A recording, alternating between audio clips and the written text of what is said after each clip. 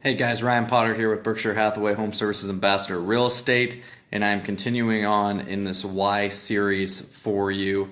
And this actually comes today from a post that I had on Facebook, and I had an important question asked regarding one of the tweets that I tweeted out. And so I wanted to elaborate on it because I think it creates for good discussion. So I tweeted basically saying that there's no such thing as the perfect time. Stop paying your landlord and look into buying right now. And what I meant by that is not necessarily the fact that there might be some people out there that can't afford to get a house right now, and I realize that they hate paying a landlord and they hate doing these other things. But my point was this. My point was to get you to start thinking about the importance of what it means to invest in yourself and your future rather than investing in someone else and their properties as well. And so I wanted to help promote a way to get there. We all know that there's people out there and there's certain circumstances that don't allow them to purchase a house. But the truth is, and the reality is that there are many options out there for people to purchase a house. And so moving forward with that, I wanted to kind of talk about why wait to buy, why wait to sell, and some other things going along the road here. And so my statement is true. There is no such thing as the perfect time. I hear people say that all the time, and I'll use myself as an example. Okay, so for example, Vanessa and I were thinking about building our house within the next 2 to 3 years. That's kind of what we had in mind. That was the plan. That's what we talked about. Fortunately, things changed. We had another baby, and then building prices and lot prices continued to go up. And so we had to ask ourselves, what's the overall goal here? What are we trying to do? Are we trying to save money, which eventually we wanted to do, or is there something else that we have in mind? And eventually, as we sat down to it, the goal was obviously to save as much money as we could to put down a higher down payment for the house and to go that route. Well, unfortunately, we figured that if we saved for 2 years and we started putting money aside, it really didn't matter because what was taking place was building costs were continuing to go up and lot prices were continuing to go up. So follow me here.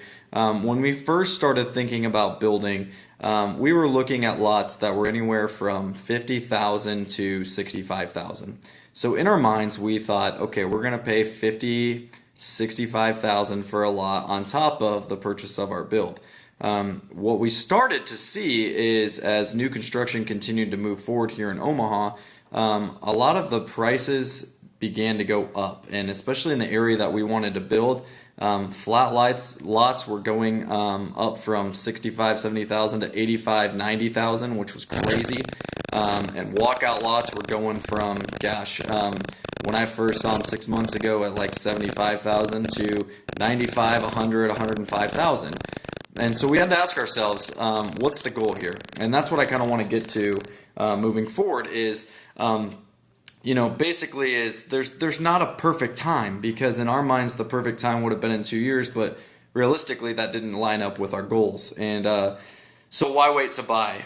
Stop paying your landlord is kind of what I tweeted, and I got some response there. And my goal was this. It wasn't to bash anybody or to come down on anyone that wasn't willing to put down a down payment and purchase a house. My goal was this. It was simply to create a conversation, which I think we did, with some of my lenders and friends involved that you can purchase a house and have as little as 0 to 3% as a down payment. And some people don't know that. And so we are going to address those issues with some of my lenders and stuff in some Facebook Lives later on. So stay tuned for that. But I wanted to get that out there so people could know that they don't necessarily have to wait to put 20% down. Yes, that's a great goal to have. Realistically, it's very difficult to get there, especially if you're renting right now or you're a first time home buyer and you've never owned a house to have that equity roll over and put that down.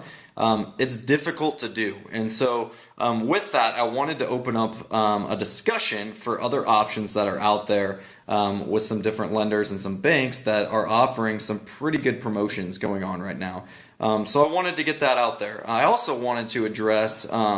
Why wait to sell? Because as I talk to a lot of people that are thinking about listing their house, they're like, well, we're just going to wait for the springtime because that's the best time to list. Well, yes and no. And so what I want to say to that is springtime a good time to list? Yes, because a lot more people tend to come out, and that's the time where they're looking to buy because they want to find a house for their kids before the next school year starts and all that kind of stuff. But the truth is, there's still a lot of buyers out there that want to buy a house in October, November, December, January, February. So that myth of spring is the best time to list isn't necessarily true. There's still a lot of buyers out there that are willing to move in the wintertime. So you as a seller need to be aware of that. So my question again goes back to, what are your goals? Why are you going to wait till the spring? Because here's something that could happen. The market could shift, and you no longer are going to get what you could have got for your house by listing in October in March or April. That's just the truth. The market might not shift, and you might get lucky and you might get more than what you could have listed for. That's the risk in the real estate game. Here's the truth. The truth is right now that market here in Omaha is beginning to shift. The market is not as hot as it was 2 summers ago and even this last summer. What we're starting to see is it begin to turn to more of a buyer's market again, which we all been waiting for and we've all been hoping for numerous reasons, but that's for another video. But here's the truth. The truth is your house isn't going to sell in 24 hours. If you're even in that, I would say 150 to 250 price range right now, your house is sitting for a couple weeks, if not months. And that's just the reality. The market has shifted. You've missed the hot time in the last couple of summers. So if you continue, my advice for you here is, if your house is ready to sell, I would get it on the market now. And the reason for that is you're going to get more probably now than you are moving forward. And that's just my own opinion. Don't take that for some professional and someone who knows everything and all that kind of stuff. That's just what I think. So for me, that has been in this business for 5 years now, and a little under 5 years, and moving forward, that's what I'm projecting and starting to see is that we're going to start to see more houses become on the market and stay on the market.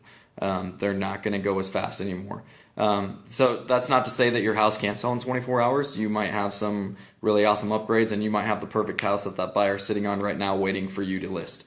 But what I'm telling you is the expectation to sell really fast and to get multiple offers and to get what you're asking might not be the case anymore. So I just wanted to throw that out there. So if you're someone that's like, oh, I'll wait till the spring and the summer when it gets hot again, there's no guarantee that it's going to be hot again. Again, it could shift back to that, and it could get really hot, and we could have but the numbers tell me, especially looking over the last 7 years, is when we start seeing those shifts. We're going into our 8th, 9th kind of year here of dealing with these really hot prices, and I just don't foresee that happening in the near future and continuing to happen. So I would take advantage of that. So again, you never know what the market's going to do. So if you're that person that is still on the fence, my question for you would be this: what's holding you back from buying or selling your home right now? I've heard some people say, well, I'm scared of listing my house and not finding the house that to move into, so finding a new home. And some have said, I'm scared of listing and not getting what I want for my home and what I think we could have got for our home. Whatever it is that's holding you back needs to be addressed. That's really the issue. And so waiting could cost you thousands of dollars. That's my point. Take advantage of the market now and where you're at if it meets your goals, and don't get greedy. That's the other thing that I tell people is, like I said, you don't want to be greedy. If your house is ready to sell, if you know you're ready to downsize, if you know you're ready to move into something else, I would say take advantage now and move forward on that.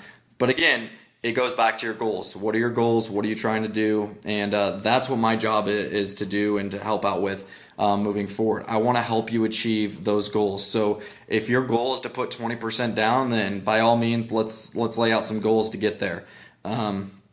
If your goal is just to get into a house, let's look at options as far as what some of those banks and those lenders are using right now as some resources for you, because there's a lot of good ones out there.